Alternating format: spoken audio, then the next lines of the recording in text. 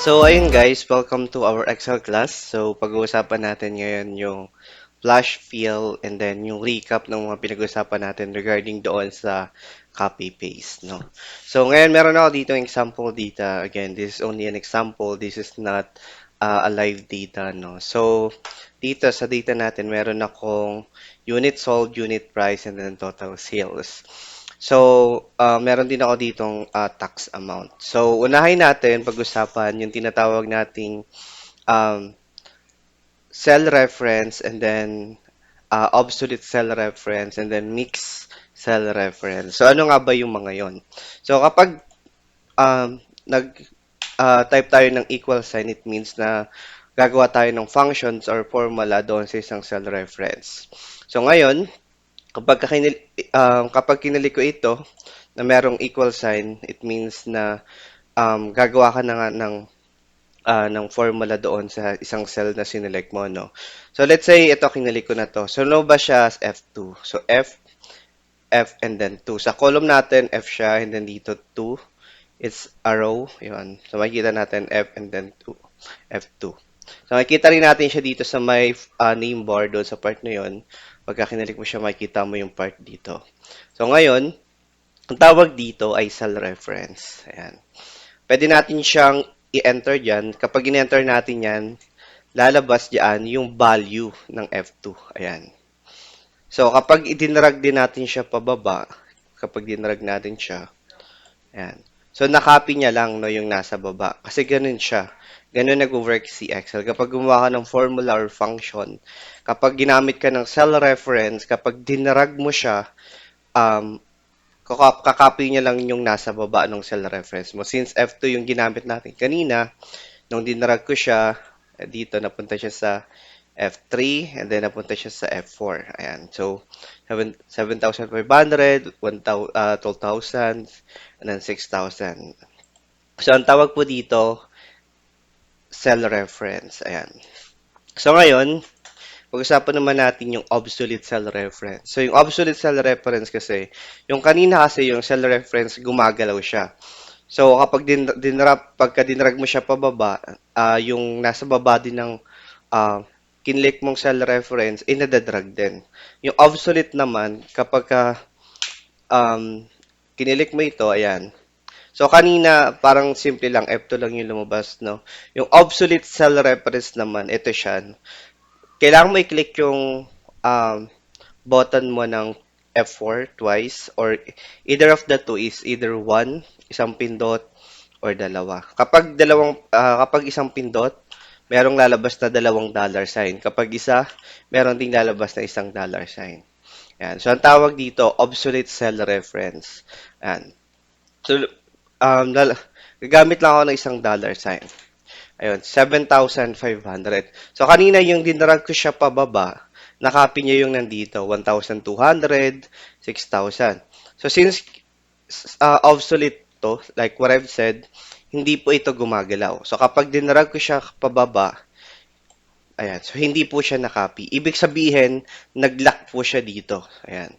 So, nag-lock po siya dito. So, ayun po yung tinatawag nating obsolete cell reference.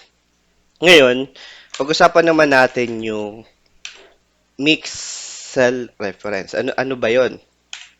Kunyari, ito, mag-open ako ng formula. So, ito, 7,500 at tawag dito, cell reference, no? And then, let's say, times, or i-times natin siya sa dito, sa tax amount. Yan. Kapag in-enter ko siya, ayan. So, ito yung tax amount ni neto. So, dito na lang natin ilagay. So, dito equals to, dito, and then times. Ayan. So, dito. Ayan. So, yung tax amount niya na 5%. So, kapag binaba ko siya, dapat, pagka dinrap ko siya dito, ang makukuha na value is dapat yung tax amount na itong laptop kapag dinrag ko siya. Unfortunately, naging 0 siya. Bakit?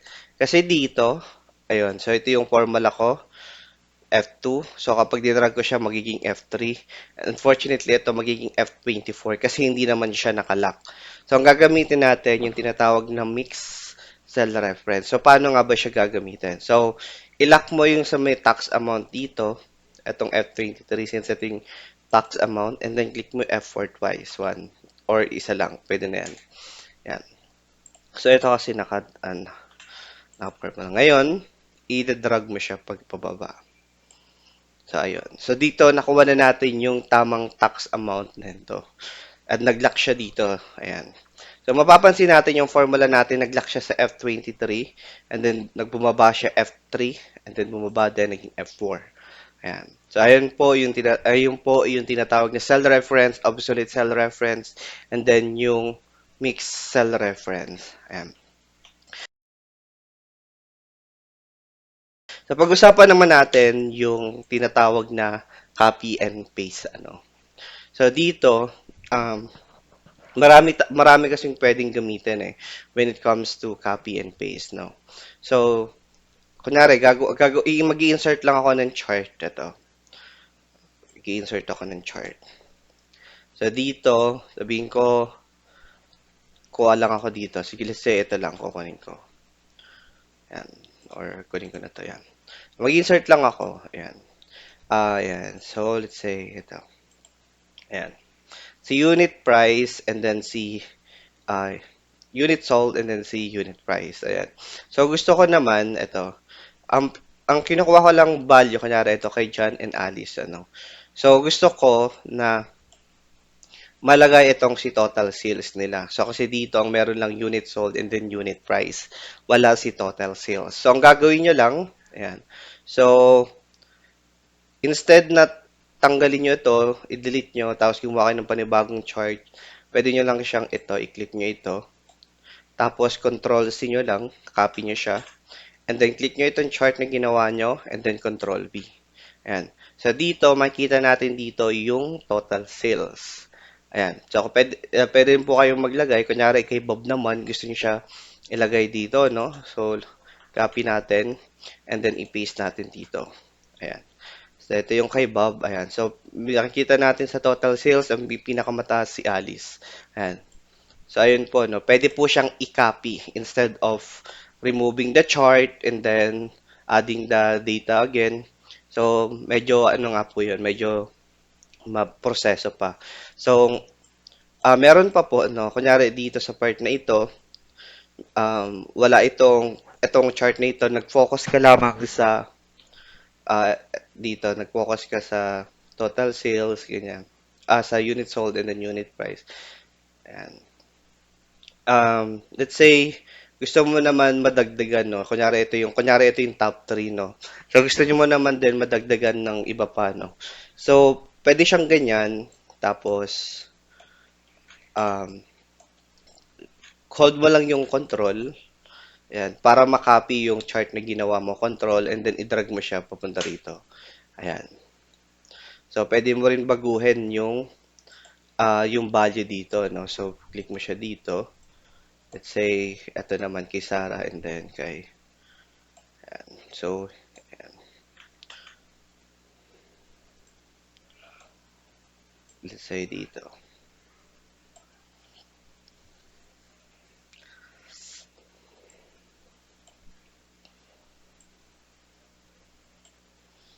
Ayan. Tapos, Control C, and then i-paste natin siya dito.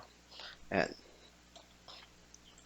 So, kunyari yan, gusto mo naman siya ng mas marami, no? Pwede kang gumawa ng any chart na ah, kahit ilan lang gusto mo. Basta i-hold mo lang si control, no? Control, tapos ano mo siya, i-drag mo lang siya, ayan.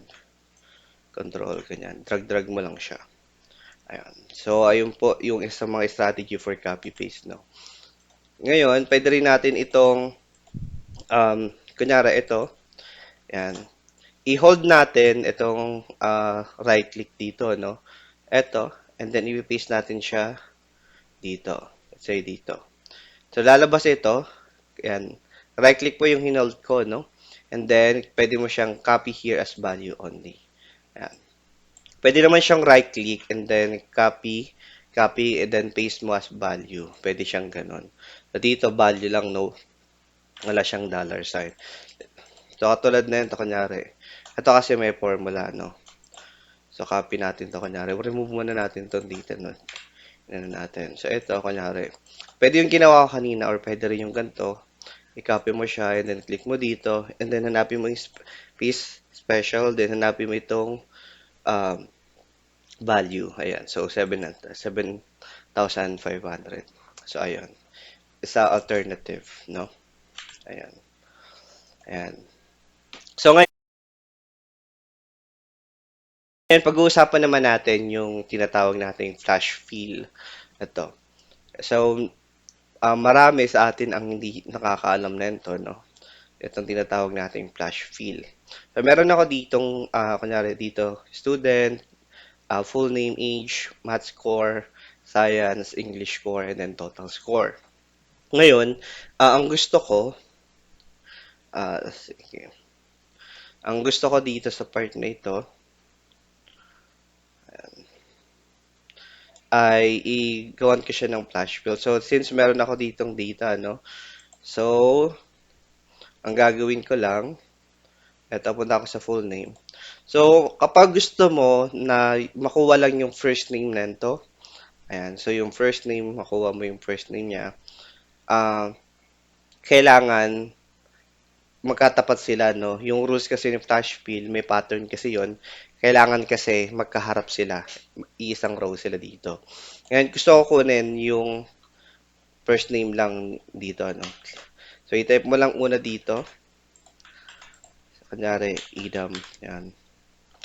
So, na caps lock ako. Yan. Then, last name is Johnson. Yan. So, Johnson. And then, yung age, ito. Since hindi siya magkaharap, no? Ang required kasi is dapat magkaharap siya.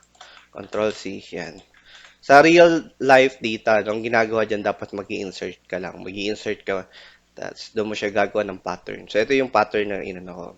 So, kinapipaste ko lang yung H dito sa ano. And then, dito, yan. Ngayon, pupunta ka dito sa part na ito, sa section na ito. And then, itong fill part, ayan. Ayan. So, ngayon, since meron na akong pattern, so, ang una kong ginawa, yung first name, kinapi ko dito, and then yung the same din sa, ano, sa last name, pinis ko siya dito. So, ayun yung pattern. So, gusto ko yung mga first name mapupunta dito, and then yung last name mapupunta dito. So, punta ka dito sa fill, and then click mo yung flash fill. Ayan. So, lahat ng first name nandito na. And then, dito naman sa last name, same din. Ayan. Flash fill. Ayan. Ayan. So, ayan na. So, ngayon, dito naman sa part na ito, sa each na ito, kung gusto niyo ng mabilisan, no, na same statement lang, kunyari ito sa part na ito, my name is, ayan. So, kunyari ito yung pattern na ginawa ko. Sabi ko nga, si Flashfill kasi meron yung pattern na hinahanap. So, let's say ito na lang yung pattern na gusto kong gayahin. My name is Adam Johnson, my age is 16. Let's say ito sa part na ito. Ayan. So, kung gusto mo siyang i-flash fill, pwede mo siyang gamitin, no? Kasi kung kunya same sentence lang, pwede mo rin siyang i-flash fill. So, ang gagawin nyo, click nyo lang ito, or press Control E. Ayan. Shortcut key po ni flash fill, Control E. Ayan po. Ayan. So, automatic po siyang napunta po dito. Ayan. Let's say, kunyari, ito sa grade naman. Ito mayroon akong pattern na ginawa. So, ang gusto kong mangyari, yung English score, mapupunta siya dito. Ito, kunyari dito. Ayan, is, let's say, 88. Ayan.